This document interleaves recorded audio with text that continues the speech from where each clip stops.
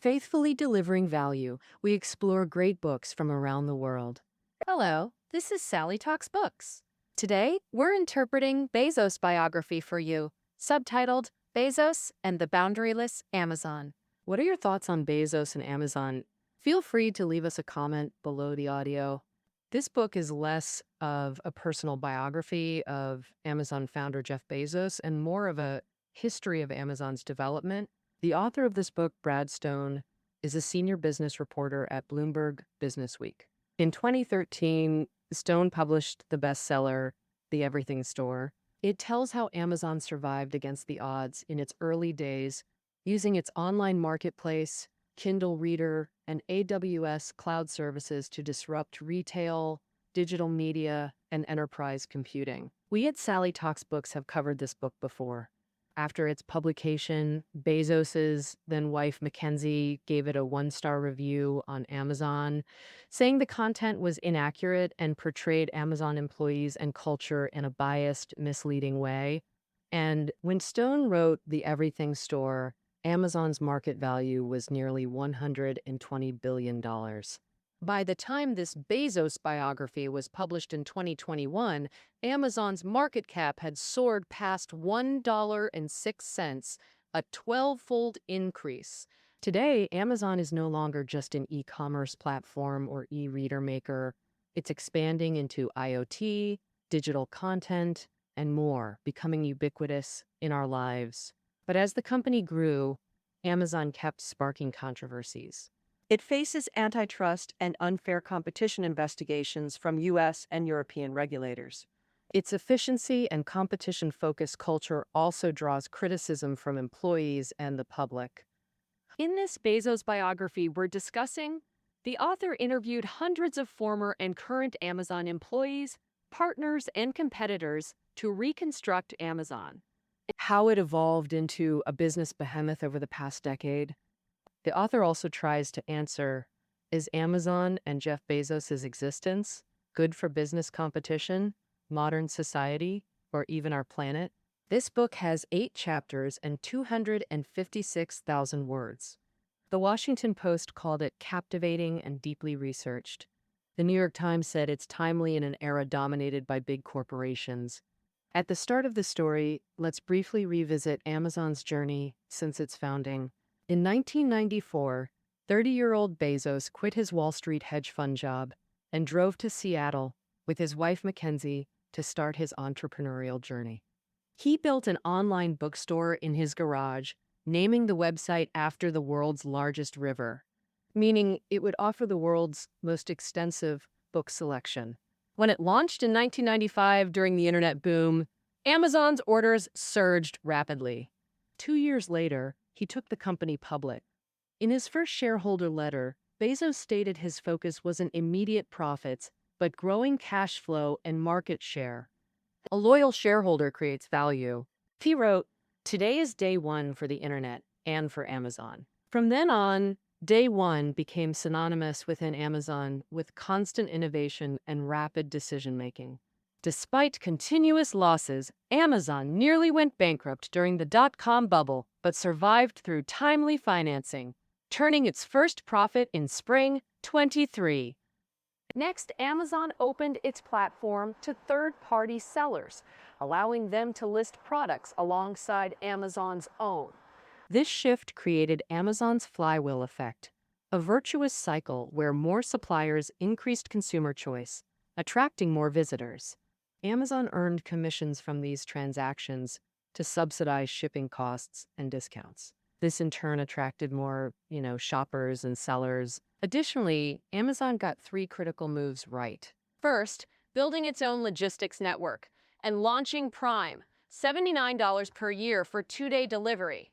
Second, selling excess computing capacity to other organizations as Amazon Web Services, AWS, letting clients build systems on Amazon servers to cut costs. Eventually, Netflix, NASA, and the CIA became AWS clients. Third, launching Amazon's Kindle e-reader and corresponding ebook business. This venture repositioned Amazon's digital future.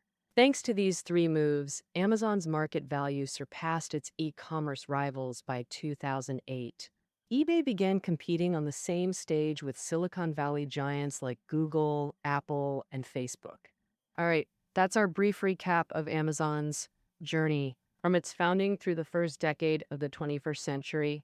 At Amazon, every day is day one. Bezos required employees to learn his 14 leadership principles, including customer obsession, ownership, bias for action, and high standards. Employees had to balance speed and accuracy. This corporate culture could be brutal, but it was effective. By spring 2011, Amazon's market cap hit $80 billion, with Bezos ranking 30th globally with an $18.01 fortune. So what happened in the following decade? I'll break it down into three parts for you. And first, how innovations like the smart voice assistant Alexa were born. How Bezos personally drove these projects forward. Second, how Bezos saved the Washington Post, cementing his legacy as a great leader. Third, the problems and challenges Amazon faced. First, innovation. In 2010, Bezos mentioned AI and machine learning in his shareholder letter. Frontier fields Amazon was just entering, but Bezos wanted them integrated into Amazon's next-gen products. He wrote, "Invention is in our DNA. Technology is our fundamental tool to evolve and enhance end-to-end customer experiences." One outcome was the voice assistant Alexa. A sci-fi fan, Bezos loved human-machine dialogue in works like Asimov's novels and Star Trek. He believed voice interaction held massive potential. In early 2011, Bezos emailed executives about creating a $20 device with cloud-based processing, fully controllable by voice. This became the Echo smart speaker with Alexa, named by Bezos to honor Alexandria's ancient library, Egypt's knowledge capital. Alexa's voice came from singer and voice actress Nina Rolla. This voice is warm and compassionate, inspiring trust. Initially, engineers positioned Alexa's main function as music playback, practical and marketable. But Bezos envisioned a Star Trek computer that could handle any task and serve as an all-powerful assistant, like hailing rides or online shopping. To achieve this, he pushed his team to imagine boldly and constantly push technical limits. By 2013, during beta testing, the device performed poorly, slow, unintelligent, and rarely giving correct answers. It didn't even play music the testers liked. Bezos personally tested it at home. The awful experience left him deeply frustrated. He yelled at Alexa, "Go die!" To make Alexa truly smart, Amazon used deep learning, feeding machines vast speech data on human communication to train response prediction. But Amazon lacked its own service to mine such voice data. Relying on others' data might compromise future autonomy. So in spring 2013, Amazon secretly contracted an Australian data firm renting Boston homes for confidential collection. Amazon embedded about 20 speakers per room to capture audio, with speakers disabled. They carefully wrapped each speaker in cloth to hide them. Amazon also filled rooms with decoy devices, like microphones, TVs, tablets, and Xbox consoles. Then, via temp agencies, they hired contractors to read fixed sentences or ask open-ended questions, 8 hours daily, 6 days weekly. For example, commanding assistants to do anything desired or play preferred music. Hidden Alexa devices recorded all speech, uploading it to Amazon servers. Another team manually reviewed recordings, annotating transcriptions. For instance, "Play the Hunger Games" meant starting the movie. It had nothing to do with eating. Over the next 7 months, data collection expanded to Seattle and 10 other cities. With strangers coming and going daily, neighbors got suspicious and called police, suspecting drug deals or prostitution. Some contractors quit, baffled by the work demands.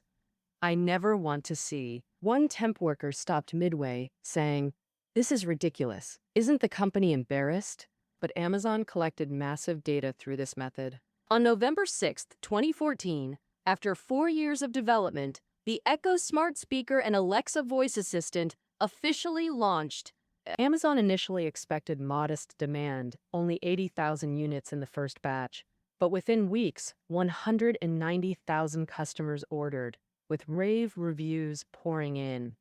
And Apple already had Siri, But people found a hands-free assistant magical.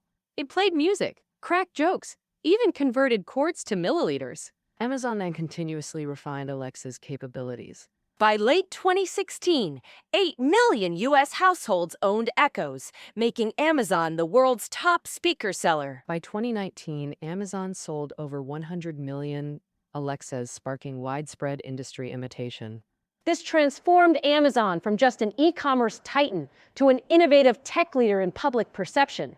And it all stemmed from Bezos' obsession with sci-fi and technology. While Bezos valued user feedback, he believed true innovation required looking beyond what users explicitly wanted.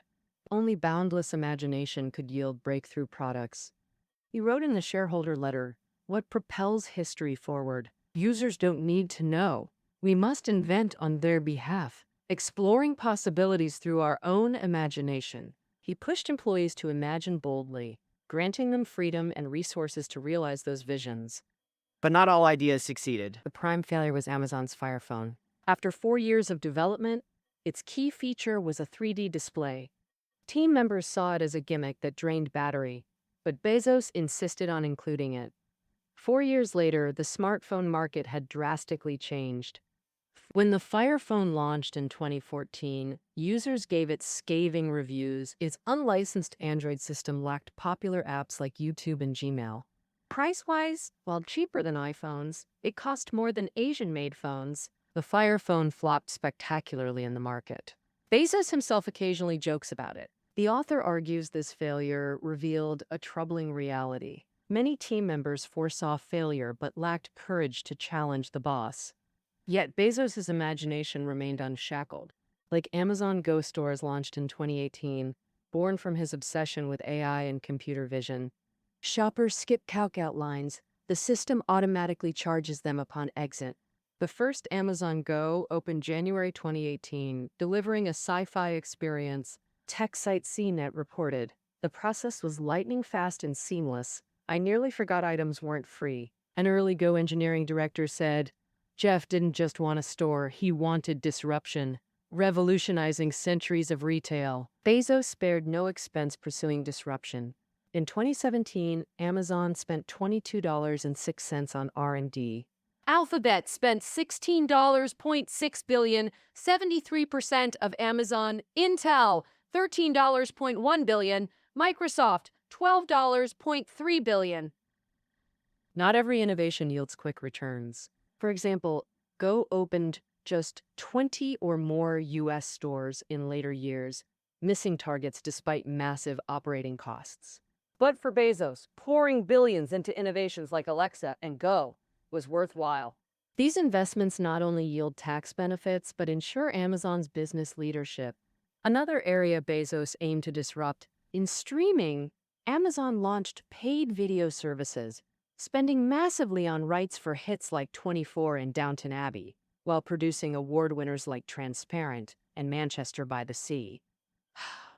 In 2018, The Marvelous Mrs. Maisel won the Emmy for Best Comedy Series. This marked streaming's first ever top Emmy honor. These videos came free for Amazon Prime members. Amazon spent approximately $3.2 billion on video content in 2016, $4.5 billion in 2017. By 2019, that figure hit $9 billion. Bezos sought Amazon's own Game of Thrones. In 2017, Amazon paid $250 million for Lord of the Rings adaptation rights. Its 2022 first season cost 465 million yen, approximately 3.2 billion yen, averaging over 58 million yen per episode.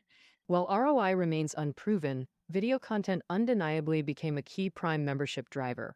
This validated Bezos' foresight. Initially, many executives questioned giving videos free to Prime members. But Bezos argued Netflix's service was already excellent. Only superior products could compete. People love freebies. Bundling digital content made Prime feel valuable, encouraging more spending. Bezos said at a tech conference, "Winning Golden Globes helps us sell more shoes." Amazon surged ahead in other sectors too. By building its own logistics and partnering with carriers, Amazon solved last-mile delivery. In 2014, Prime Now launched in Manhattan with free 2-hour delivery, later expanding nationwide. In 2017, Prime Now expanded to 33 U.S. cities and several overseas cities. That same year, Amazon acquired the organic food supermarket chain Whole Foods Market, paving the way into the food industry. AWS, the cloud business launched earlier, also brought substantial returns. In 2014, this business generated $4.06 in sales and was growing at an annual rate of 50%. In July 2015, Amazon announced its second quarter earnings report. Due to astonishing performance, the stock price surged 18% overnight, and its market cap surpassed Walmart, making it the world's most valuable retailer. By year-end, Amazon's stock price more than doubled, and Bezos became one of the world's 5 richest people. Above, we covered Amazon's development over the past decade. Besides that, Bezos had another major achievement, acquiring the Washington Post. Next, in part 2, we'll delve into this specifically. The reason we highlight this separately is that Bezos personally funded the acquisition, not through the company. The Washington Post was founded in 1877 as a local newspaper, originally owned by the Graham family. In the 1970s, its then publisher, Katharine Graham, braved pressure to support independent reporting that exposed the Pentagon Papers and Watergate. These reports earned the Post international fame. We at Sally Talks Books once interpreted Katharine Graham's autobiography, Personal History. Interested listeners can also go listen to it. However, the Washington Post's financial situation was unstable for years. It was primarily a local paper serving the Washington, D.C. area, but the rise of the internet shifted many local ads online. The 2008 financial crisis further accelerated the newspaper's decline. By 2013, when Bezos invested $250 million to acquire it, the Post had undergone multiple layoffs, cutting 40% of its staff, and morale was very low. For the Post, Bezos was an ideal owner. He had vast resources and a strong track record in innovation. You could say that Bezos' involvement was a guarantee of success. Moreover, Bezos held very orthodox media views, believing that a strong and independent media is crucial for a healthy society and democracy. He pledged to maintain editorial independence and not use the paper for political purposes. The paper remained completely separate from Amazon, but Bezos didn't want it as a billionaire's hobby. He aimed for self-sustaining independence. He brought Amazon's management philosophy to the Post. The paper cut print-ad staff, hired digital media experts, with Bezos demanding full embrace of technology, internet, and rapid experimentation. He told new employees, "The internet brings torment, but also gifts, free distribution and massive audiences." Bezos proposed free Washington Post access for subscribers of other papers, signing deals with 250 publications. He integrated the Post into Amazon's ecosystem. In fall 2014, Amazon pre-installed the Post app on Fire tablets, offering 6 months free content. After a year, this benefit extended to Prime members. Reforms quickly revived the Post. From 2014 to 2015, the Post's unique visitors grew by 56% across web and mobile apps. Though ad staff shrank, editorial and tech teams expanded. For news flow, Bezos insisted hiring great writers would reduce editors needed. Executive editor Marty Baron retorted, "That would only require more editors." Some editors sent star reporters' drafts directly to Bezos. Amazon stated Bezos never received such emails, but he ultimately agreed with Baron. Overall, Barron felt Bezos didn't reinvent the paper, but honed its uniqueness. For example, Baron expected customized front pages for each reader, but Bezos believed subscribers trusted editorial judgment. The Post became a private company after Bezos's personal acquisition. It no longer publishes financial reports. However, according to an executive's disclosure, from 1915 to 1908, the Post's ad revenue grew from $40 million to $140 million, with digital users increasing by over a certain percentage. From 2016 to 2018, the Post earned over $100 million. Bezos saved the Washington Post, and he also benefited from this mission. In 2016, he was ranked by Fortune magazine as the top leader among the world's 50 greatest leaders, ahead of figures like former German Chancellor Angela Merkel, Apple CEO Tim Cook, and Pope Francis. A former Washington Post executive and author joked that although Bezos transformed retail and sent rockets into space, it wasn't until he saved a newspaper that he was called the world's greatest leader. However, acquiring the Washington Post brought Bezos and Amazon not only glory but also trouble. The continuous coverage of the Trump administration made the then president very angry, and he often criticized Bezos and the Washington Post on his Twitter account. And as Amazon grew, people's skepticism and wariness of this giant also increased day by day. Next, in the third part, we'll discuss the problems and challenges Amazon faces. One common issue within the company concerns Amazon's work environment. For a long time, Bezos has been known for his demanding management style. He would directly express anger and question employees who failed to meet requirements. Subordinate, why are you wasting my life? Or, sorry, am I a fool? His attitude towards unions has also been criticized.